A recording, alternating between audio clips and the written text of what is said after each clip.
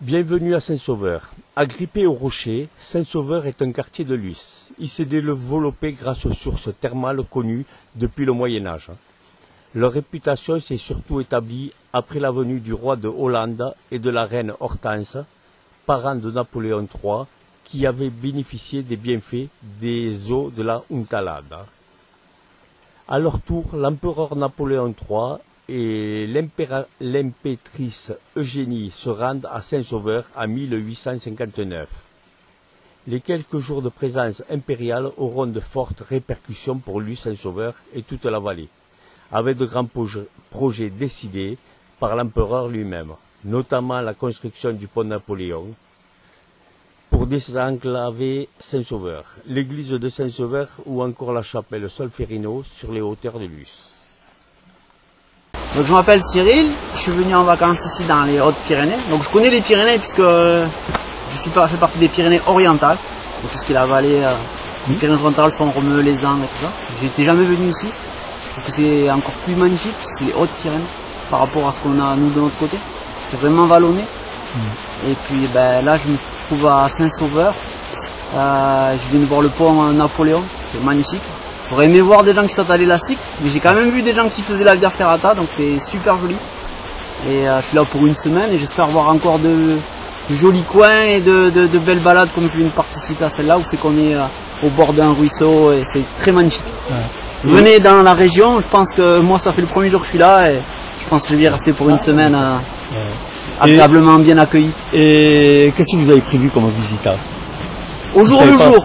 En fait, on a deux enfants qui sont là pour aussi prendre l'air. Ouais, bien sûr. Et dans cette période de Covid, je pense que c'est agréable de prendre l'air et de s'oxygéner. C'est sûr. Et sinon, dans les Hautes-Pyrénées, vous êtes venu par rapport à quoi?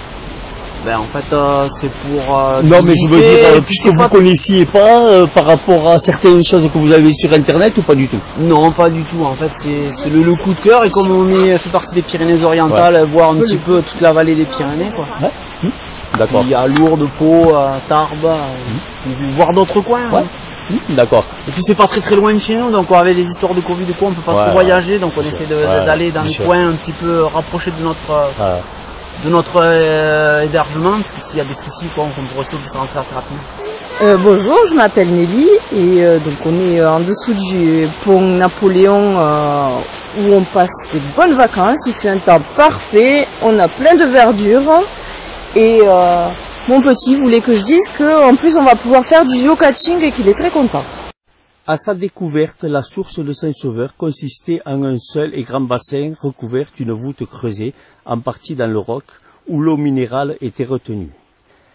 Les habitants de la vallée venaient quelquefois prendre des bains par agrément et par propreté, plutôt que par le soupçon des propriétés curatives qu'on leur a reconnues dans la suite.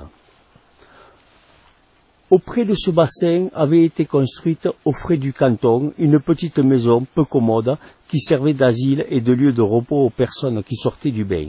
De même que de logement aux fontaniers à qui la garde de la source était confiée. On raconte que celui-ci était spécialement occupé à attraper les couleuvres que la chaleur de l'eau avait singulièrement multipliées autour de l'établissement. Les thermes, retour aux sources. Les anciens thermes de la Untalada sont à l'origine du développement du quartier de Saint-Sauveur. Aujourd'hui, ce bâtiment est une propriété privée et l'activité thermale déplacée au cœur du bourg. C'est ici que se sont baignés la reine Hortense en 1807 et l'impératrice Eugénie en 1859. Alors, la randonnée, la Untalada. Cette promenade est une vocation du thermalisme.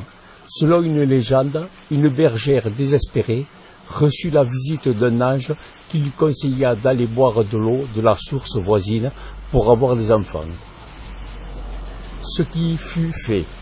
Au XVIe siècle, on érigea une petite chapelle et on donna le nom de Saint-Sauveur à la source.